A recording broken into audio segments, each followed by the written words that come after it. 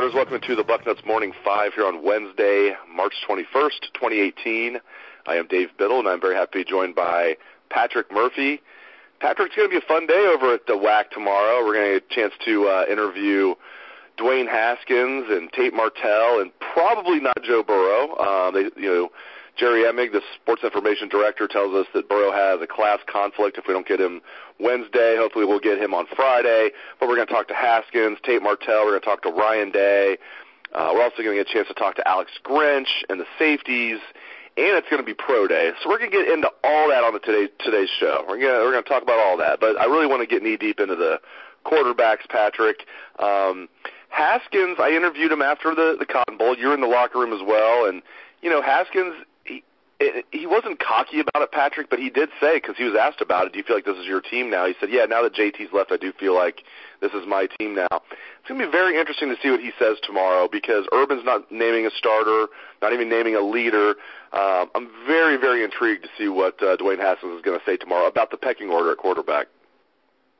I agree, but I think if he doesn't believe that it's his team, if he doesn't, continue to talk in that way, then you have a bit more of a problem, because you want the guys to believe, whether it's him, whether it's Tate, whether it's Joe, believing that they are going to be the guy, especially right now when they are in the middle of a competition. So, yeah, I think it'll be very interesting to talk to those guys in general, but obviously Dwayne with what he was able to accomplish last year.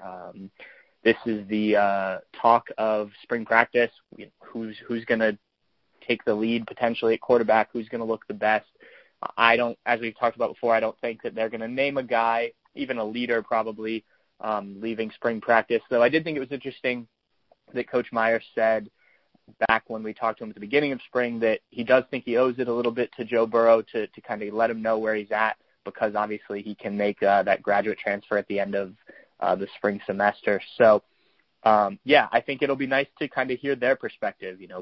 We've heard from the wide receivers, we've heard from Zach Smith, we've heard from Urban Meyer on kind of where these guys stand.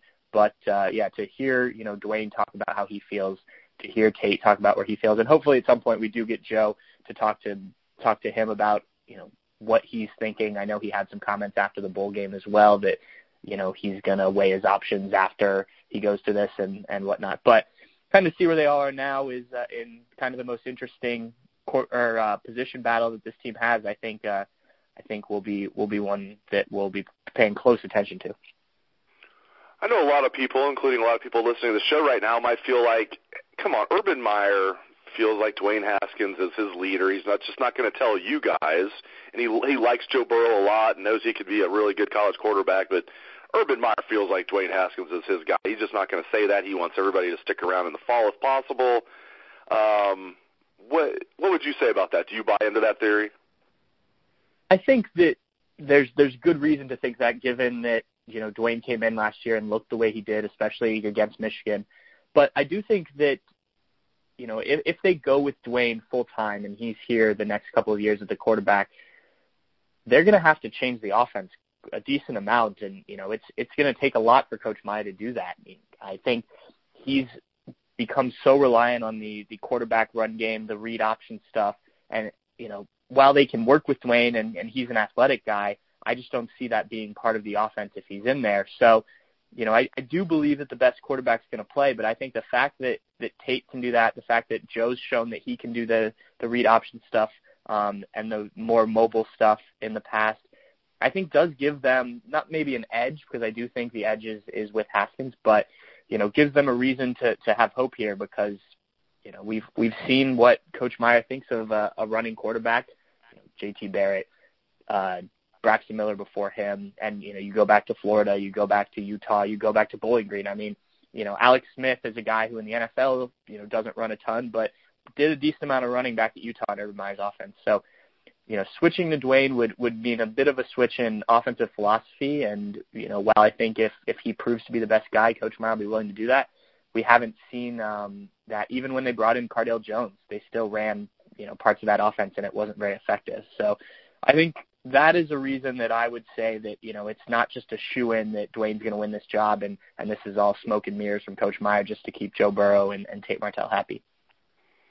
And the prevailing thought in Buckeye Nation is that if Joe Burrow is not told after spring that he is the starter, even if he's told, hey, we're going to try and push this battle into fall camp, it's dead even. The prevailing thought, from everything I've gathered at least, is that if Joe Burrow is not told he's the starter, Patrick, that he will transfer after spring. And Joe hasn't said that, and his family hasn't said that. His brother is like on our board and everything. So no one from the Burrow family has said that. This is just everybody just assuming that. Right. And maybe it's the correct assumption. I'm just asking you to opine on this. I know you don't know for sure. Is that the correct assumption in your estimation? I think that makes a lot of sense. If Joe has an opportunity to go play, quarterback's a unique position in football where, there's only one guy that's going to play. You don't rotate guys in and out like we see at other positions. And these guys only have so long to prove that they're potentially NFL-ready guys. So I can certainly see why that's the thought. In talking to Joe in the past, I do get the sense that he's a very confident guy and believes he can be the quarterback at Ohio State. I don't think he's going to shy away from this competition, but I do think he'll have a sense, whether it's because Coach Meyer tells him at the end of spring or whether, he can just kind of read the tea leaves one way or the other, where he stands. And if he thinks that, Dwayne's got a big step in front of him, then, it does make some sense to think that he might consider that transferring. I know a lot of people have pointed to Nebraska and some other teams around the Big Ten. So, I think it's at least worth him weighing his options if he doesn't think he's going to be the starter at Ohio State, and I don't think anyone can blame him for that. But, it wouldn't shock me if he's here in the fall still competing for the competition, but I would be a little bit surprised. It's going to be fun talking to Ryan Day, the newly minted $1 million man. I'm sure he's going to be asked about that. And, he's got a great personality. I'm sure in his own way he'll joke about that and downplay it. He's a pretty humble guy, but he's a future head coach. There's no doubt about it. He just has that aura about him. And, and I'm sure he's going to be asked a lot of questions about, are you calling the shots offensively? And who knows? I mean, it's really Urban Meyer's offense. He's really the one that's calling the shots, and I'm sure Ryan Day is going to downplay all of that. But it's going to be fun talking to Ryan Day tomorrow, Patrick. Absolutely.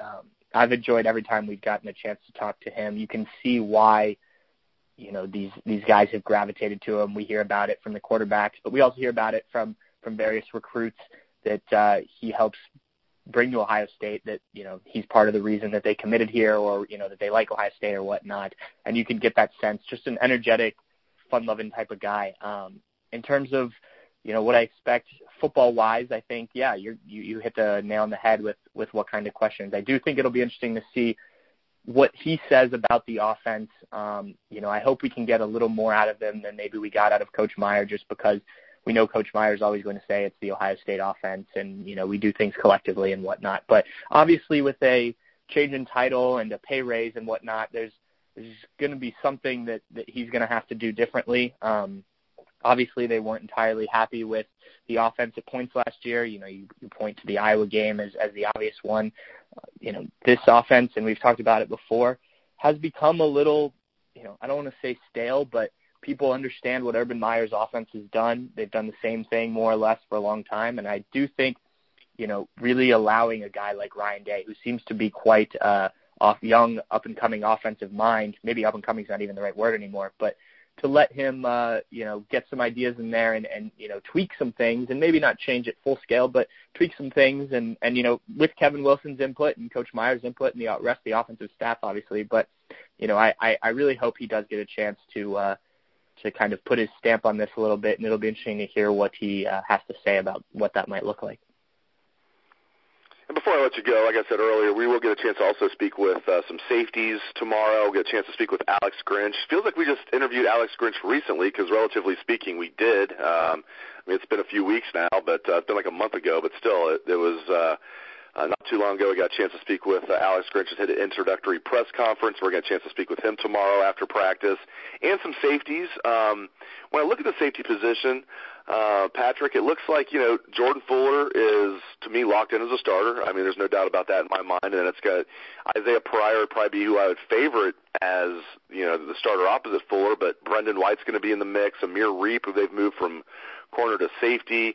he'll be in the mix. I thought he looked really good on special teams as a true freshman last year. They have Wyatt Davis over there. They got Jocelyn Wentz. They'll have Proctor coming in as a true freshman. But, I think probably Fuller, Pryor, White, Reap, that's probably the two deep there. Talk a little bit about that and maybe what you're looking forward to about talking to Alex Grinch tomorrow. Yeah, I really was impressed with Alex Grinch when we talked to him initially. I think that, the more we get to talk to him, the more we're going to learn about this defense and kind of what it's going to look like come the fall. But specifically the safety position, yeah, Isaiah Pryor's the most likely guy. Just he seems to be the guy who will first get to step in and give it a shot. But, Brendan White's interesting. I think a guy who was such a great athlete. They've moved him around a few positions now, back to wide receiver, which is where he started here, and now back to safety. So it'll be interesting to see how he's developed at this position. Reap and Wint are two guys that to keep an eye on, I think, just because they're young. Like you mentioned, Amir Reap had a pretty good year on special teams last year. So, I think this is certainly an open competition alongside Jordan Fuller. We've seen that in the past that this coaching staff or coaching staffs of the past at Ohio State aren't afraid to go into the fall with a couple guys at one of the positions as recently as last year. So we'll see if one guy can start to pull ahead or if one guy has started to pull ahead to see if we can get that out of the coaches or out of the players. And, but I'll be interested to hear just about the whole secondary in general. Obviously losing a guy like Denzel Ward, losing Kerry Combs, how that whole situation is evolving with the new coaching staff there. I think that's a pretty interesting thing in terms of their chemistry, their gelling throughout spring practice. Great stuff as always from Patrick Murphy. Thank you very much, Patrick. And thank you to our listeners out there for tuning into the show. I appreciate it and hope you have a great day. Let's hear that Buckeye swag, best damn band in the land.